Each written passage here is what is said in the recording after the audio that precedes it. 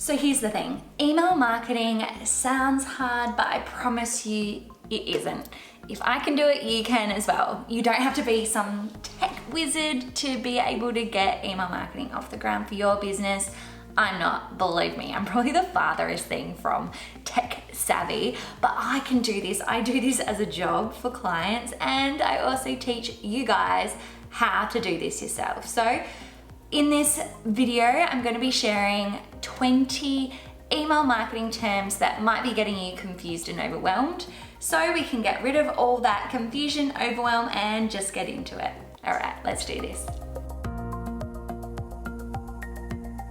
Hello and welcome to my channel. I'm Kate Emiley and I'm a brand and content strategist and love helping small business owners just like you get your message out to more people via the power of content marketing. The more and more I speak to small business owners about how they're able to get their content out to more of their community and create a bigger impact, I'm realizing how complicated email marketing is made out to be. There's all these terms, these jargon, but the other day I created this graphic for Instagram, which shares the 3 emails that you should be creating, because this stuff is not rocket science. Believe me, it's easy peasy and it's something you can just start implementing in your business. The crazy thing is that you've probably already created all the content. That's gonna be great for your email newsletters. So in this video, I'm going to be sharing 20 of the terms that get confused and overcomplicated to do with email marketing. So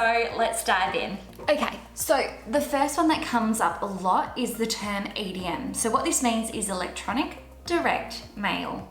It's a newsletter, an email newsletter in some shape or form. So a direct mail originally meant, you know, those flyers that get posted into your letterbox?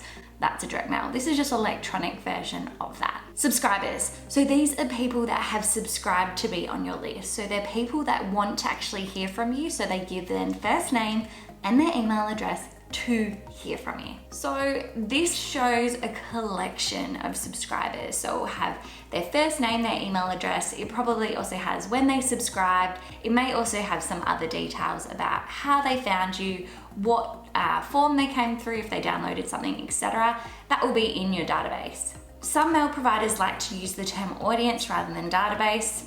This is what it is. So your list is more of a colloquial term when you're actually speaking to a consumer or a client. They're on your list, they're not on your database. It sounds a bit naff. I always say, hey, join my list, and that's sort of the terminology we like to use in marketing. Alrighty, let's get into some more meaty stuff. So segmentation.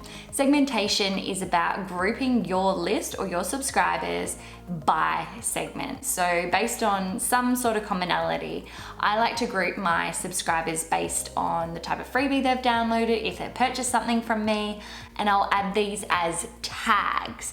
So what tags are, it allows you to add basically like a little note onto your customer's profile to say, hey, this person has downloaded this freebie, they've bought this product, maybe they've joined this waitlist. So then I can easily see at a glance, oh my gosh, look at all these people. These people have downloaded every freebie. They're super engaged. Let's contact them with a specific promotion. Open rate is how many opens you've had for that particular email. So when you send out an email campaign to your entire list, the open rate is how many people have opened it. And the click-through rate is how many people have clicked it. So usually this is used as a percentage. So it's a percentage of the people that have opened have clicked it. So if 2% of people have clicked it, that's 2% of however many people actually opened it. All right, newsletters. So also known as campaigns in platforms like MailChimp, these are the emails that you're actually sending out. So there's a few different types of email newsletters. There's the roundup, there's the content promoter, the personal story, and the promotional email. So these are the types of email newsletters you can send your audience. I wouldn't stick to just one. I'd do a combination of all of these, but you can find out a lot more about email newsletters here. All right, so your opt-in is what you're actually getting people to opt into. So this might be your newsletter, or it might be a lead magnet. So a lead magnet is the strategy you use to give something away for free in return for someone's email address. But if you're wanting to create a lead magnet that grows your community to 1,000 subscribers and beyond, then go and check out my Email Like a Boss course, which shares the proven 7-step process to creating your signature lead magnet. Details are below. Okay, so a landing page is what you create to get people to actually put their details in, and you do this via a form. So your email platform that you're using, whether that's MailChimp or Flowdesk or ActiveCampaign, will have a function to add a form to a landing page. Some of these email providers also allow you to create landing pages using their software. I would recommend you do it through your website. I use Squarespace. You can easily do this just as an unlinked page on Squarespace, but you can do it through an email platform if you choose to do that. So this is where things might sound a little bit complicated, a bit more confusing. Automations. So basically, email tech gods are so damn clever that they can send out emails automatically out to your list based on them creating or taking some sort of action. So whether that be signing up to your list, whether that be buying a product, whether that be downloading a lead magnet, so whatever it is that your customer does in that process that triggers this automatic email to go out, that is an automation. It's another term called workflows, which some platforms like to use. This is an automation, but the idea is that a workflow takes you through that process. So it's like a nurture sequence.